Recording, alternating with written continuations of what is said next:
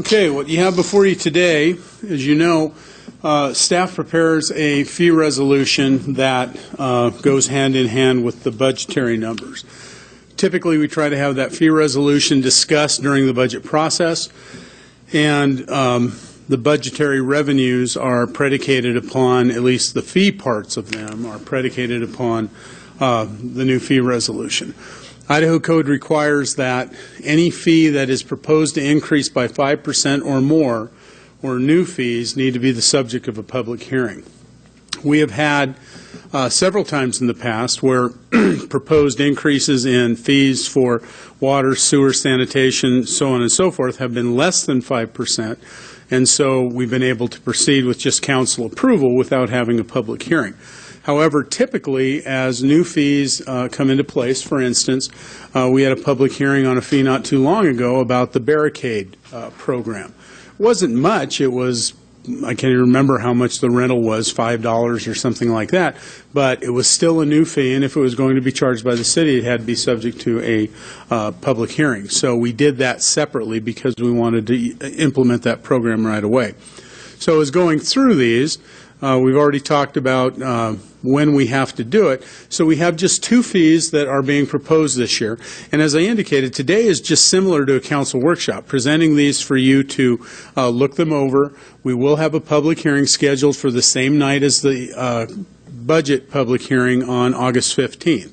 So we'll talk a little bit about the different fees. The new fees, as I indicated, there are only two of them, and that is Public Works Engineering conditional use permit, special use permit review fee, because it does take staff time to review those proposals, and this is a fee that is reasonably related to the service being offered, which is another Idaho Code requirement. So that's proposed at $90 for that review. And then there's another fee that is still under consideration by the Farmers Market Commission, and that is a proposal that should there ever be sponsorships that will be pursued in the farmers market, and it may be a sponsorship by, who knows, some organization, say Wells Fargo wanted to sponsor something in the market, then they would be allowed to charge either somewhere between $300 and $1,000. Again, that program has not been approved. The process for that program being approved would be the Farmers Market Commission recommending it or not recommending it, and if it's recommended, bringing it to council. Council then will consider that recommendation, determine whether they wanted to proceed, or they could say, we don't recommend it, and then nothing would happen. But this gives the ability to charge the fee if the council approves the program. And as you can see, there was an email that went out, an explanatory email on some fees I'll note later on in the presentation. Because they are authorized, this is somewhat of a capacity document as well. It's similar to our budget, which is an appropriation document. What it sets is the maximum amount that can be spent in any budget year.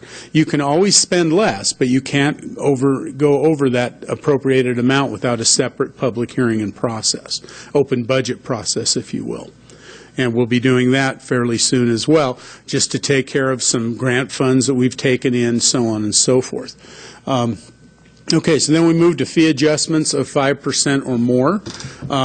And these are all in adjustments. We put all the adjustments in the note, that's the memo that's in your file or in your packet.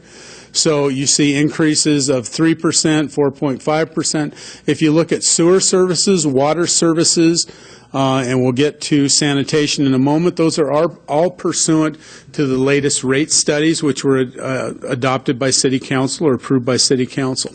As indicated, sanitation is undergoing a rate study even as we speak. It's not prepared in time for this presentation or adoption in this fee resolution.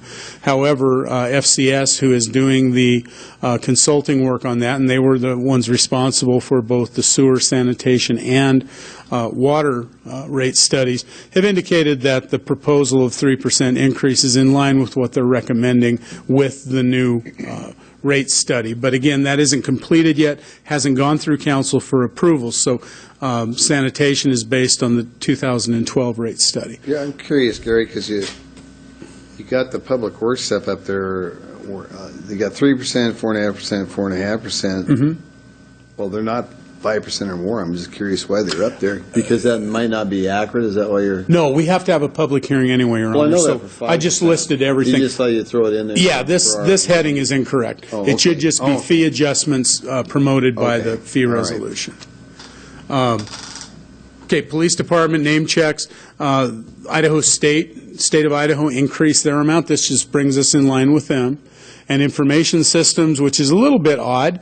We have not, for a lot of years, had fairly new service that we're providing. So rack space leases are for those providers who rent actually rack space or fiber optic capacity provided through our fiber optics network. And this allows us to charge a reasonable rate for that. So 3% is proposed by information systems. Sanitation, again, I already explained that. 3% across the board is recommended by the 2012 rate study. Parks and Recreation, daily admission prices for the Hamilton Low Aquatic Center proposed by Parks and Recreation Department. That was built into the budget and discussed in the budget document. Lifeguard and safety training, decreasing from $250 to $125. As you noted it in the budget document, we are adjusting our pay for our lifeguards because we're having a tough time competing with the state of Washington with their minimum wage requirements, so on and so forth. Well, an additional cost to our lifeguards is if they want to get certified, it costs them $250 to do it. So this lowers that cost, makes it more attainable for them, and again, hopefully will help us with our seasonal employment at the pool. We also have a deletion. Under miscellaneous fees, the weed control waiver, haven't charged that in a long time, so we thought, well, we'll get rid of it if we're not going to use it, and we haven't.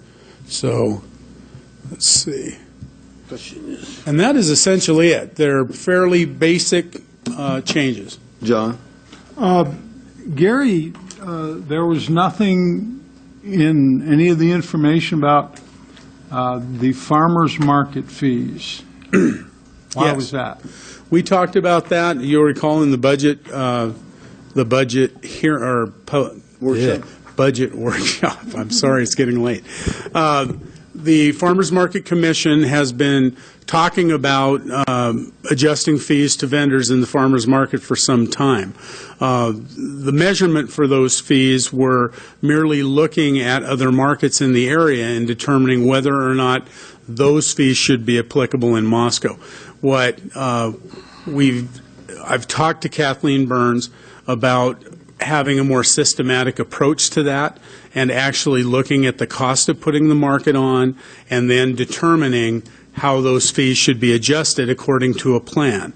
It'll be more palatable both, I believe, to the council if they have a plan they can look at, certainly to the Farmers Market Commission, and I also suspect the vendors will be more amenable to a fee adjustment if they see what it's going to be spent on, if they see value for it. So the approach that we're taking is, and I've appeared in front of the Farmers Market Commission, it's similar to what we're doing in sanitation, John. Because the sanitation isn't going to change that much, we've utilized the numbers from the 2012 rate study. The Farmers Market Commission has been informed that since their fees really don't take place until the beginning of the 2017 market season, if we can get that information, if Kathleen can run that process, then the Farmers Market Commission can make a recommendation at any time, and we could have a public hearing on, if it changes more than 5%, we could have a public hearing on that in the fall as implemented then in the spring. So it's not, the 2017 market season and any fee adjustments is not off the table. It's a matter of approaching in a systematic fashion with a plan. And that's been what I've asked staff to do, and I suspect you'll be seeing the Farmers Market Commission looking at that later this summer and into the fall. We're working with Kathleen right now on that process.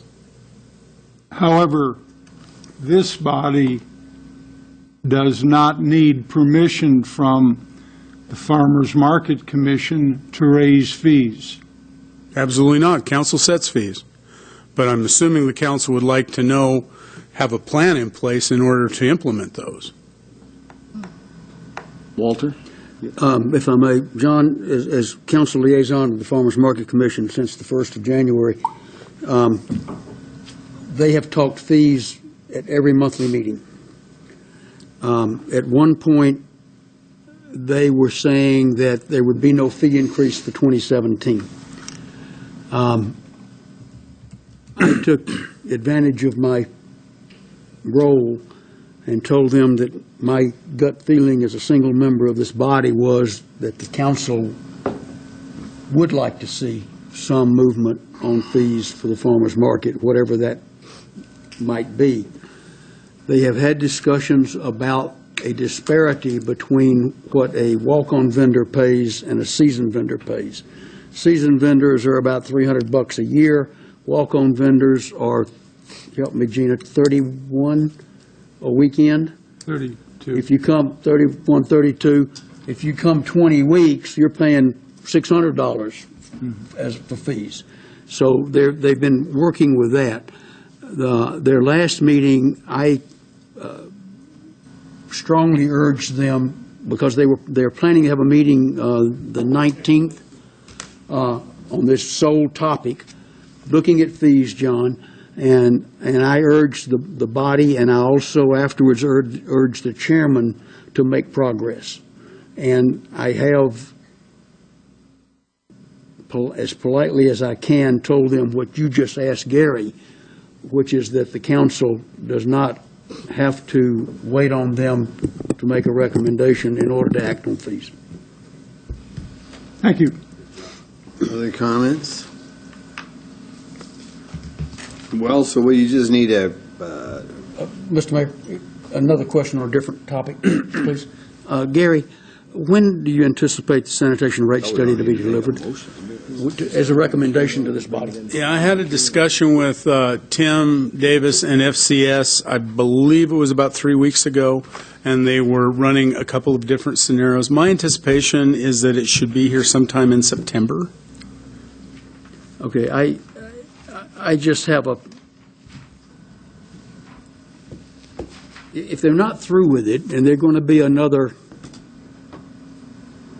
30 to 60 days coming up with their final recommendation, I just have a little bit of a problem with fees being raised 3%. And we've got a formal presentation saying here's what they ought to be and why coming 30 days later. The effective date of this will be October 1, correct? Yes. So you believe that will come prior to when they would go into effect? I believe so. I can't say that for sure. If it turns out that it is less than 3%, council certainly can direct staff to charge whatever that recommendation is. But it will take some time. Once we get the document, it'll have to be reviewed. Correct. Then we had a citizen committee who reviewed it as well and made recommendations to council. So if we get receipt of the document sometime in September, it will take some time to get it implemented. Question, Mr. Mayor. go ahead. Is the 3% premature in this proposed fee document that's before us tonight? I don't think it is. Based upon that? I don't think so, because it provides capacity, and it is in conformance with the 2012. 2012 does foresee past 2016. I think it's 17 or 18. Tim wanted to redo it. As you recall, when we did it kind of out of sync, it was intended to be done the same time as a water and sewer study this next fiscal year. But because of the single stream recycling and wanted to check the impact of the roll cart program, he asked authority to move ahead, came to council, council granted that authority. That's why we're doing it now. So I don't think it's premature. Thank you. Gary, you don't need, there really doesn't need to be a motion or action on this because it's going to be a No, public the hearing. discussion you're having right now is exactly what I wanted to engender, and that is to get your opinion, and we can move ahead based on that opinion. I think you go ahead and move ahead. I think everybody's fine with that, so. Okay, thank you. You're